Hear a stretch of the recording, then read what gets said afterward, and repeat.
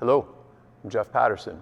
Today we're going to look at some more Chuan, and we're going to focus on the test of power and a walking exercise, but we're going to warm up and kind of get settled in with the practice with a few minutes of standing meditation and talk about some of the details and how we can apply this in our training. So let's go ahead and get started. We're going to start with the feet about hip-width distance apart, knees slightly bent.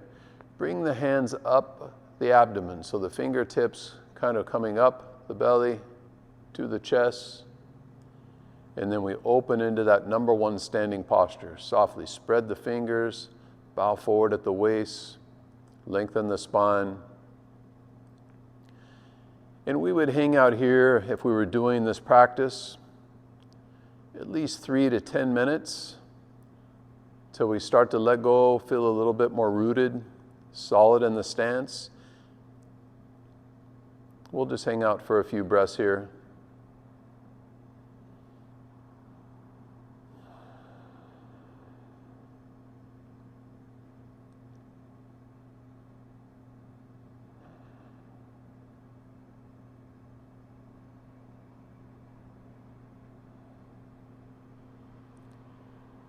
Now, once you start to let go of all the tension in the body, you've been standing for at least 3, 5, 10 minutes here.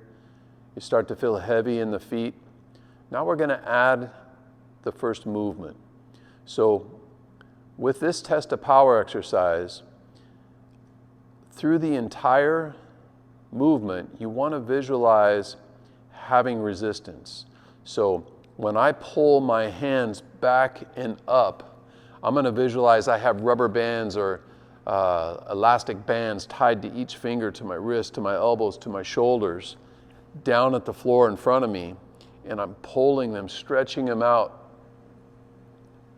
Then when I get up to the top position, now I've got the rubber bands tied to the ceiling, and I'm sitting down, I'm stretching, I'm pushing them down.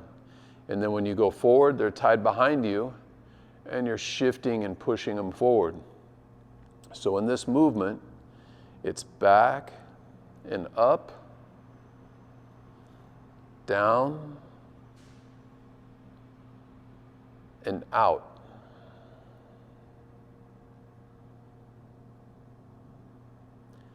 Now, transitioning from the back to down to out,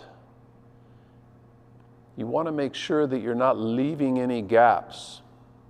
100% of the time, you're transitioning from the stretch this way to this way, and then out.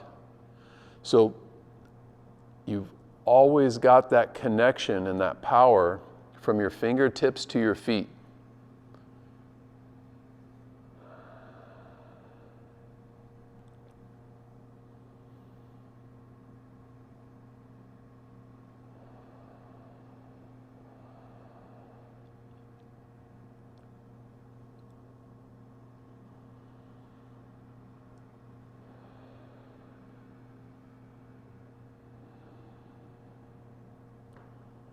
Now, after you've done this, again, at least a few minutes, if you want to go from kind of more of a martial application of this, we can change our stance into a bow stance. And so to do this one here, all I'm going to do is take my horse stance, I'm going to turn my body about 45 degrees, step forward with the left foot.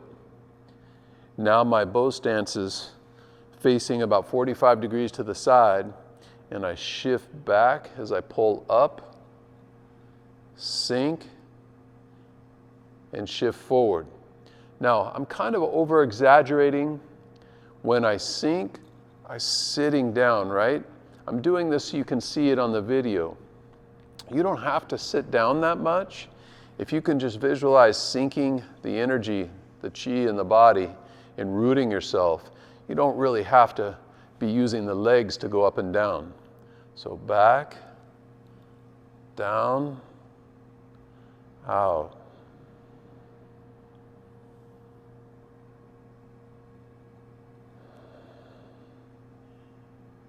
And again, I would do this for at least a few minutes. Then I could come back to my horse stance, change to the other side.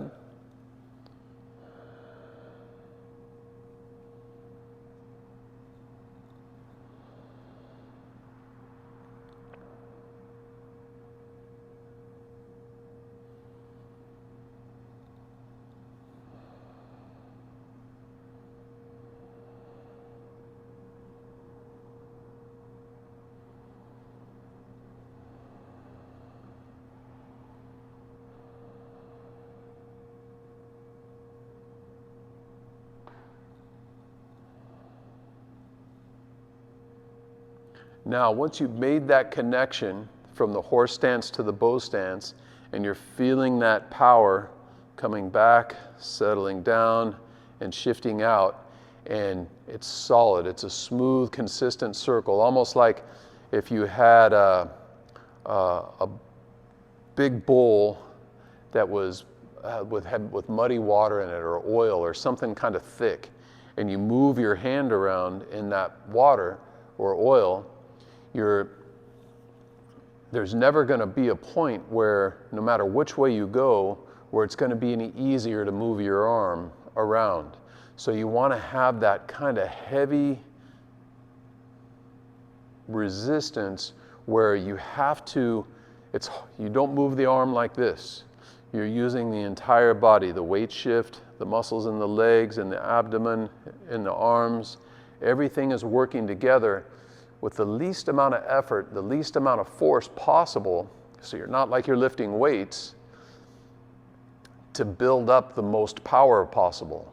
So there's a fine line between doing this and doing this. An example would be, I played push hands a lot with Grandmaster Sam Tam, and he's in his 80s, he's about this tall, definitely not physically stronger than me, but when he puts his hands on you, he feels like he's 250 pounds and he's probably 140 pounds or 150 pounds. So the way that he does that, or you do that, is by letting go of all the tension in the body, using your weight transfer so you can feel the body shift, pushing from the floor so you got the energy of the floor coming in, and keeping a good structure. Because if I try to push somebody like this, it's not going to have much power. But if I get behind it and I push like my car ran out of gas and I'm pushing my car, I can have a lot more leverage.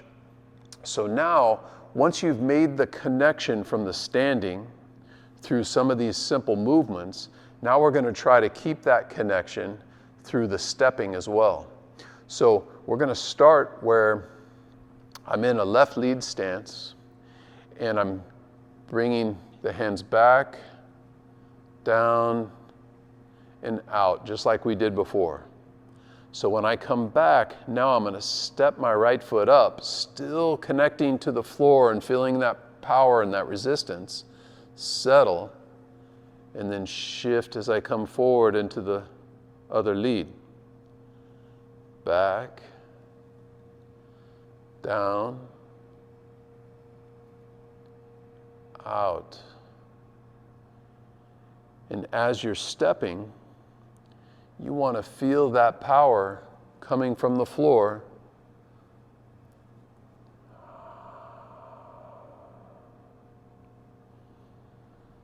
Now you can do this shifting forward, and I can also do stepping to the rear.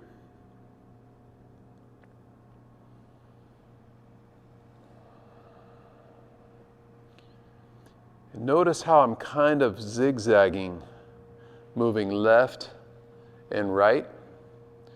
And the reason why I'm doing that is because I want my bow stance, if you look at me like this, if I draw my front foot straight back, there's always at least one fist width between my heels.